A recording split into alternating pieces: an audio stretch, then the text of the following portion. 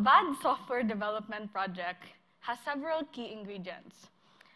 Some nice cups of unclear direction, more than a single dash of requirements that just aren't being met, and piles of technical debt, which basically means not so good code that we put in there because it was faster than doing it the best way. Now, when I first started getting immersed in programming a few years ago in college, I had this really big and ridiculous worry. I thought that at some point I was going to become this unfeeling machine. Like, I could imagine myself standing in front of these large screens with hardly understandable text on them, like the hackers in the movies, like that. So, faced with problems on logic and cold, hard algorithms, I was bound to become completely out of touch with anything that actually resembled actual life concerns or feelings. But if you look at the list again, you can probably see that I wasn't exactly right. Those aren't problems that are just unique to software development or to business. They're not even really all that technical.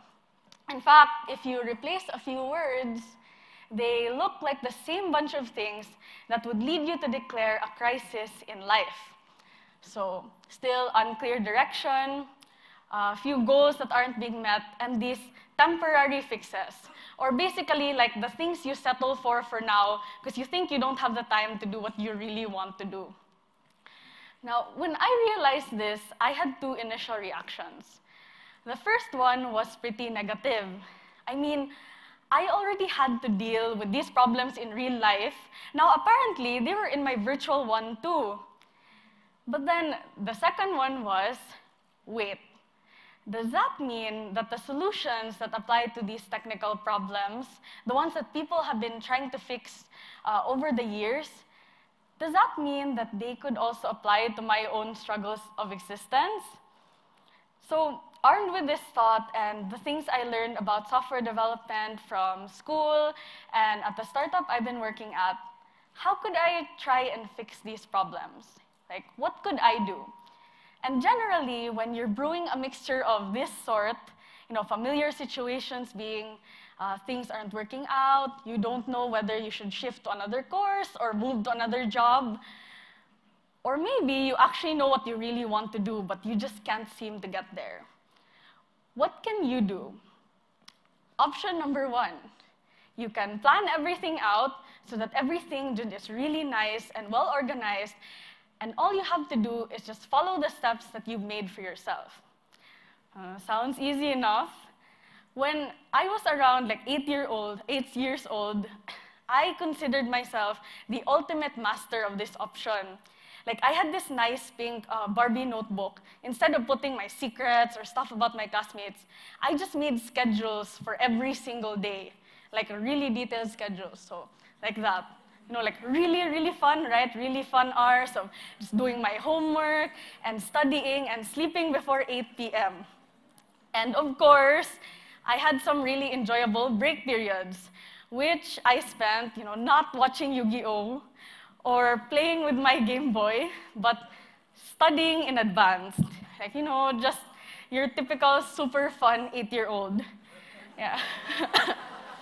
And I was hell-bent on making and following these schedules. Like, I threw serious shade at all of my classmates who would just wanted to run around and kick dirt and grow up to be Pokemon masters. Something that is actually possible now with Pokemon Go, but no one knew that then. And even though I was still secretly waiting for my letter from whatever is the Filipino equivalent of Hogwarts, like, I set myself apart from them. I set myself apart from them. Anyway, I was going to be practical. I was going to get the best grades in school. I would become the best programmer that ever lived. Then I would make the one great thing to rule them all and make a great speech while sitting on what was previously Bill Gates' throne. So it would be me there.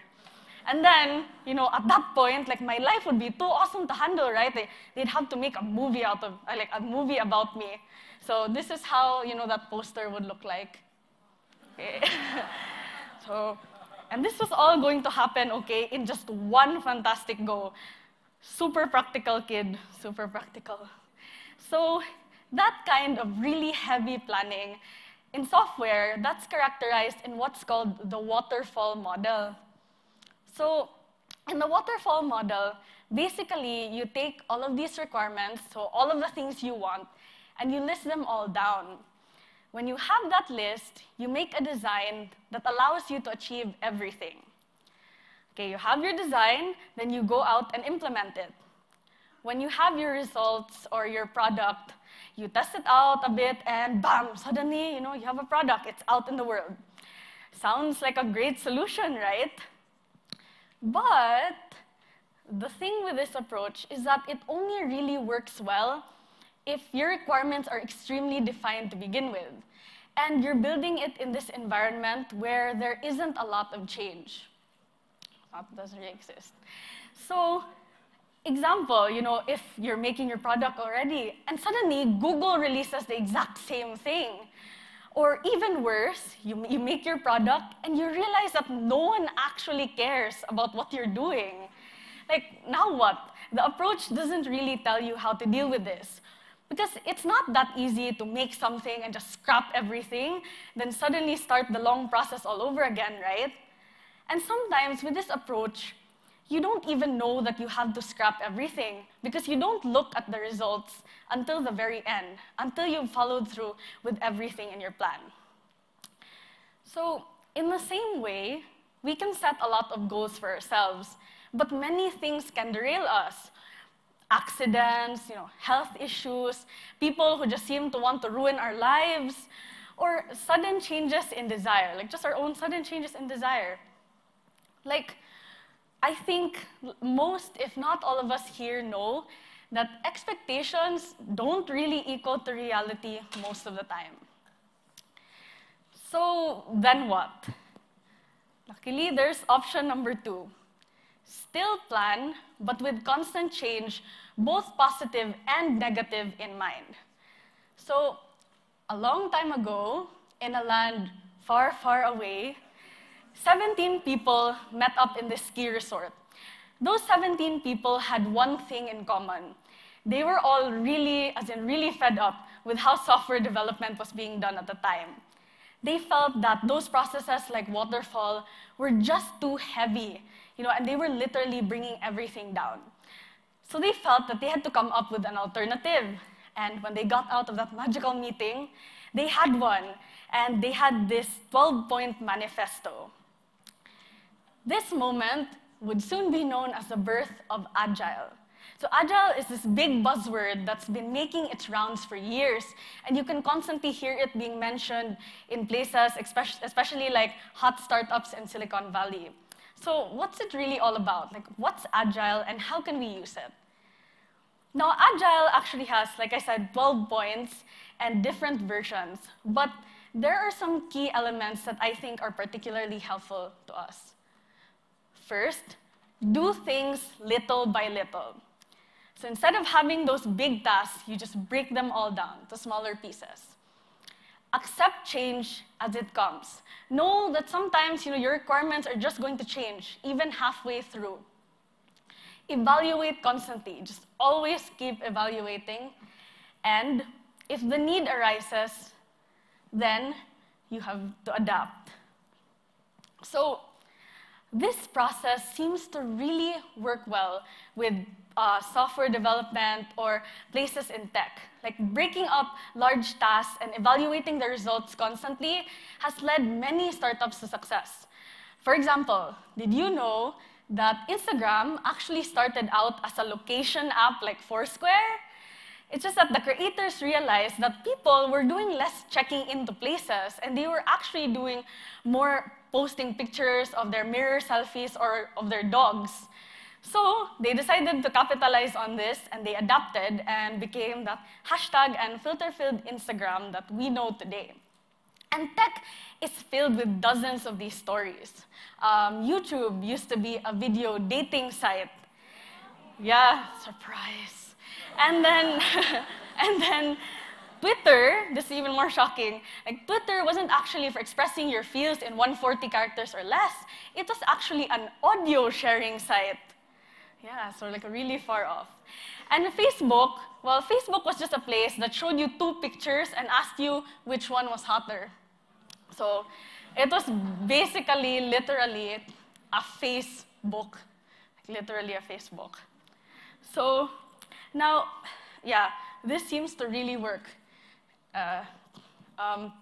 My own decision to become a part of this world after college actually started out with a failure and a broken plan. I tell people that I got into the startup world because I was interested in the tech, the thought of making things happen, and also making a ton of money. But even though this is all really true, I think what really won me over in the end was this. So fast forward 10 years, and that girl, that 8-year-old girl, the one with her whole life planned out, would find herself sitting in this almost empty room. So imagine you're sitting in this room, you're armed with a dozen pencils and like lots of blank sheets of paper, and your task is to solve a coding problem. So you have to write the entire solution, basically the entire working code, on paper, as if typing it on your computer wasn't hard enough. But this was it. Like, this was her moment of truth. Like, she was ready, she was going to kill it, but then, plot twist, she didn't. So, although this story of my completely messing up my first real-life job interview certainly is not the worst, most derailing thing that could happen to anyone, it still felt like my ultimate plan was shattered. Like, what happened to being the best programmer ever, right? Like, one moment I was flying, in the speed of light, in my Millennium Falcon, feeling super cool. Then suddenly, I was spiraling into a big black hole of doubt. So, after months of feeling like a Dementor was sucking away at my soul, yeah, we know how this feels, and basically annoying my family and friends with all of my whining, I finally, to their glee, I finally got over it. Like, I realized, I have to find a way out. I can't keep doing this every time I fail. So I decided to join a startup. Why? Because I realized at that point that the only way I could ever really let go of my precious structured mega plans was to constantly expose them and myself to change. When we're developing software, we plan out features, we code them, and sooner or later, we just have to recode them. In the same way, we can make small plans in life. We can follow them the best that we can, and we see how they turn out. But if things don't work out, then we have to adapt, we have to change. It's basically the same kind of process. And eventually, after this constant evaluation and feedback, and what I just labeled upgrading to a higher version, I realized that it became less about failure and just more about constant upgrades and improvements. And you know what? These constant upgrades and improvements, they actually feel really great. Like, they don't only leave us in awe when they bring us or other people to having successful lives or businesses or hopefully millions of dollars. They're even the same kinds of things that we love in the stories that we read or watch. Harry Potter. Like, Harry Potter wouldn't have been Harry Potter if Voldemort didn't come around, kill his parents, and give him that scar. And Sam from The Lord of the Rings, he was just this ordinary gardener who was assigned to accompany Frodo. And Frodo was supposed to be the star of the adventure. But then, Frodo gets knocked out. So Sam actually steps up, reinvents himself, and saves everything. He becomes the hero of the story, even after his head gets bashed against a rock. Basically, we're addicted to the thought of being able to adapt in the face of change. So, given adaptive processes like AGILE that we've learned, how can we live out these aspirations? Maybe we should go out right now and try and climb a literal mountain of melting hot lava, just to test it out. Or maybe we should find a guy with no nose who's dressed in all black who's trying to kill us. Not necessarily. In this other software development process that basically has its roots in the thought of Agile, there's this thing called the daily stand-up. It's this meeting where the members of a team literally stand up and they ask and answer 3 questions. These simple questions are the same kinds of questions that I've grown to ask myself every day. And they're also the questions that I want you to ask yourselves now. First, what did I accomplish yesterday? Second, what will I do today? And third, what obstacles are actually impeding my progress? And when you have your answers to these questions, suddenly things are a little bit clearer. And whether your answers show that you're on track or not, no matter what you do, continue taking these steps.